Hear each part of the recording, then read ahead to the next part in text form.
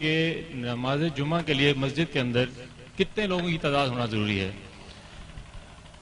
اس میں یہ ہے کہ وہاں پر بالغ لوگ جو ہیں ان کی تعداد جو ہے وہ مسجد کے لیے تقریباً 500 کے قریب جو آ جائیں مسجد کے اندر تو پھر وہاں پہ شروع کرنا چاہیے. اصل میں چھوٹے چھوٹے بستیوں دیہاتوں میں ناجائز ہے، جمعے کا جو تقاضا ہے جماعت کا وہ پورا نہیں ہوتا، اور بعض مقامات پر کچھ ایسی مجبوریاں ہوتی ہیں کہ جن میں کچھ لوگوں کے عقائد کے خراب ہو جانے کا خدشہ ہوتا ہے، اور پھر یہ ایک تبلیغ کا ذریعہ ہے. اس بنیاد پر وہاں پر پھر احتیاط الزور پڑھنی چاہیے اور تبلیغ کے لیے خطبہ جمعہ دینا چاہیے. ایک اور سوال ہے آپ سے کہ انسان کا برائی اور اچھائی میں اپنا کتنا اختیار ہے؟ انسان کا برائی اور اچھائی میں اپنا مکمل اختیار ہے.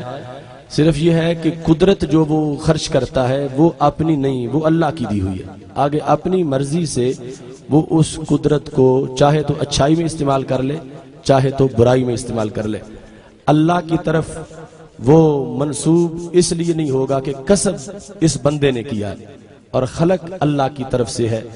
اس بنیاد پر یعنی یہ نہ تو مجبور محض ہے پتھر کی طرح، اور نہ ہی یہ مختار کل اس طرح کہ اپنے افعال خود ہی پیدا کر رہا ہو. وہ قدرت اللہ کی ہے، آگے استعمال اس نے اپنی مرضی سے کیا ہے. اس بنیاد پر اچھے کام میں کیا تو ثواب ملے گا، برے میں کیا تو عذاب. ایک سوال ہے جی کہ جو شخص کسی کو قتل کر رہا ہے اور جو شخص قتل ہو رہا ہے، کیا اس کا ٹائم اسی وقت تھا جس ٹائم وہ قتل ہوا؟ اگر اس کا اسی ٹائم قتل ہونا تھا تو قاتل کو سزا کیوں دی جاتی ہے؟ اس سلسلہ میں یہ ہمارا پورا موضوع ہے تقدیر کے مسئلے پر. اختصار سے بیان یہ کرنا چاہتا ہوں کہ رب ذوالجلال نے ازل میں جو کچھ لکھا ہے وہ بندے کو وہ کام کرنے پر مجبور نہیں کرتا. اللہ کے سامنے چونکہ مستقبل بھی ایسے ہے جیسے حال ہوتا ہے، تو اس نے رزلٹ کی خبر دے دی ہے کہ فلاں بندہ اپنے اختیار سے یہ کام کرے گا. یہ لکھا ہوا ہے کہ اپنے اختیار سے یہ کام کرے گا. مثال کے طور پر آپ یہ سمجھیں کہ ایک موڑ ہے، اس کی ایک طرف سے ٹریفک آ رہی ہے، دوسری طرف گزر رہی ہے، اور موڑ کے اندر چوک میں ایک مکان ہے. یہ مکان کی چھت پہ ایک انسان کھڑا ہے.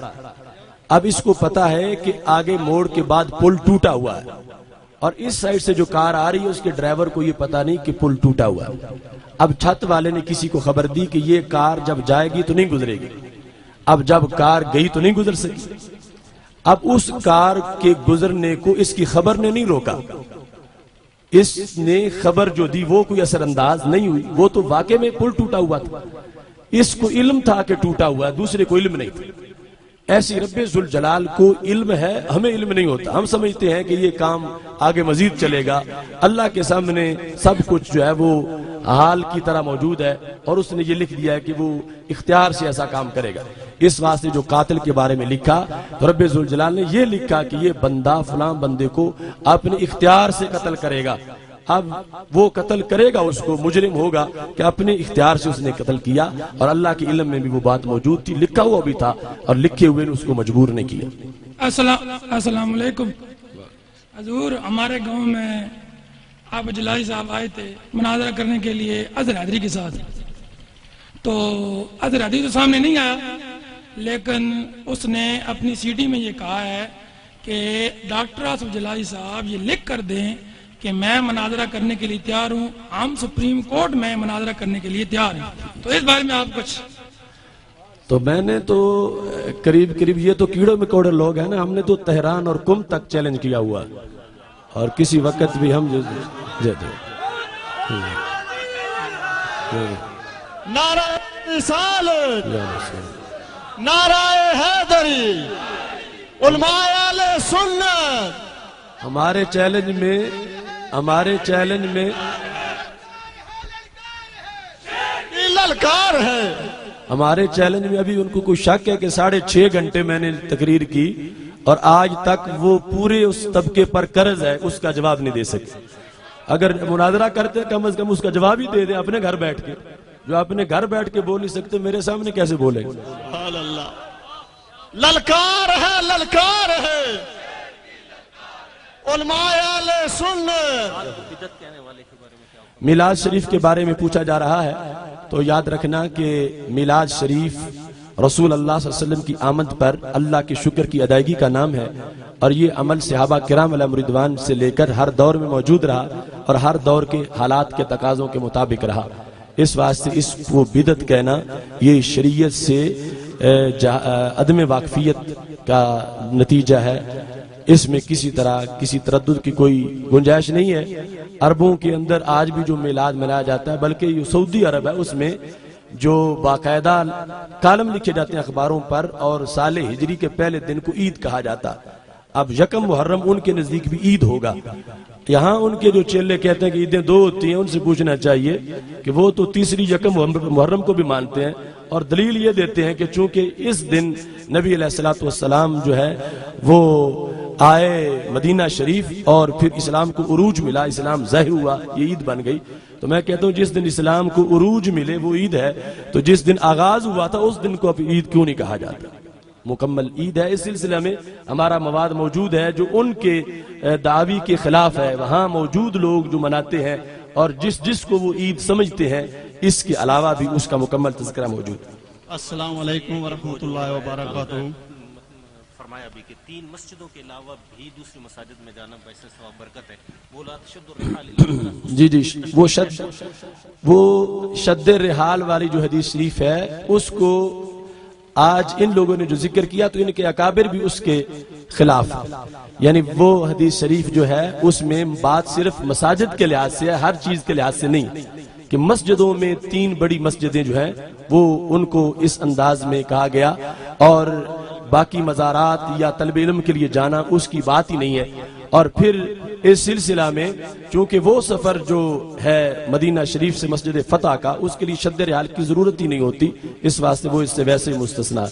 حضور میرا سوال یہ ہے کہ قربانی بھی آ رہی ہے کہ ہمارے گاؤں میں بعض بدعقیدہ لوگ قربانی کا جانور ذبح کرتے ہیں، کیا ان کا کیا ہوا جانور جو ذبح کیا انہوں نے وہ قربانی ہو جاتی ہے یا نہیں؟ بدعقیدہ کا ذبیحہ صحیح نہیں۔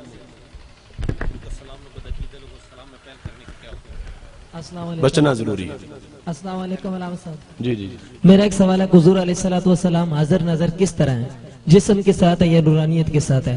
رسول اللہ صلی اللہ علیہ وسلم یوں ناظر ہیں کہ سب آپ کے سامنے حاضر ہیں، آپ مدینہ شریف میں ہیں اور ساری کائنات آپ کے سامنے یوں ہے جیسے ہاتھ کی ہتھیلی پہ رائی کا دانہ ہوتا، آپ اس کو دیکھ رہے ہیں۔ الحمدللہ رب العالمین والعاقبۃ للمتقین والصلاۃ والسلام علی رسولہ الکریم۔ یا الہ العالمین رسول اللہ صلی اللہ علیہ وسلم کے عظیم مرتبہ کے طفیل، ہمارے اس اجتماع کو اپنے دربار میں قبول فرما۔ یا اللہ حاضرین کی دلی نیک تمنائیں پوری فرما، بیماروں کو شفا کاملہ عاجلہ عطا فرما، مقروضوں کو قرض سے نجات عطا فرما۔ یا اللہ ہمارے جن بھائیوں نے اس اجتماع کا انعقاد کیا، دن رات محنت کی، ان سب کو اجر عظیم عطا فرما۔ یا الہ العالمین قاری گلفراز صاحب اور دیگر دوستوں کے اس عمل کو اپنے دربار میں قبول فرما۔ یا الہ العالمین عظیم دینی درسگاہ کے لیے جو آج عزم کیا جا رہا ہے، اس کی تکمیل کی ہمیں توفیق عطا فرما۔ یا الہ العالمین جتنے احباب آئے ہیں، جن میں سے جو اصحاب یقین ہیں، ان کے یقین میں مزید برکت عطا فرما، اور جن کو شک تھا، اللہ اپنے فضل سے ان کے شک کو دور فرما۔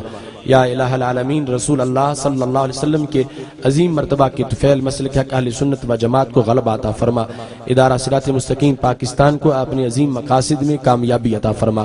یا الہ العالمین بیماروں کو شفا عطا فرما، ہم میں سے جن کے والدین زندہ ہیں ان کے والدین کو صحت و عافیت کے ساتھ لمبی زندگی عطا فرما، اور جن کے والدین کا وصال ہو چکا ہے ان کے والدین کو فردوس میں بلند مقام عطا فرما۔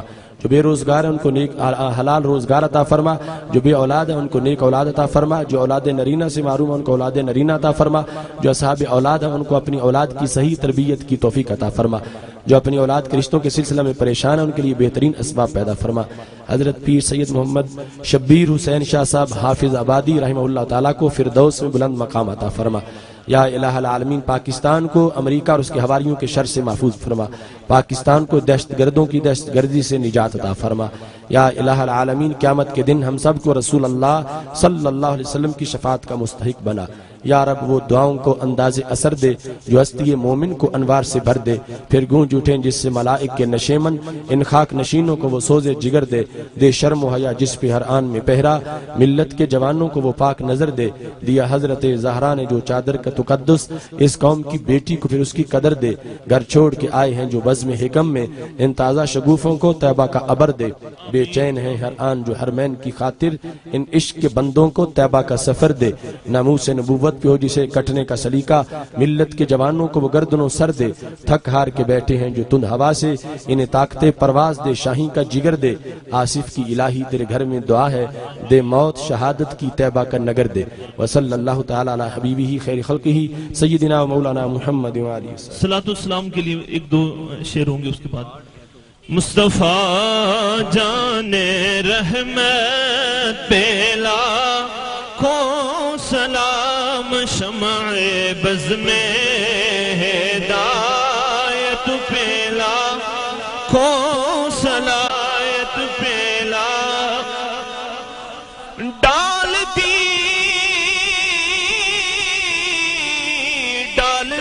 قلب میں عظمت مصطفیٰ، ڈال دی قلب میں عظمت مصطفیٰ، عظمت مصطفیٰ، ڈال دی قلب میں عظمت مصطفیٰ، حکمت اعلی حضرت پہ لاکھوں سلام، مصطفیٰ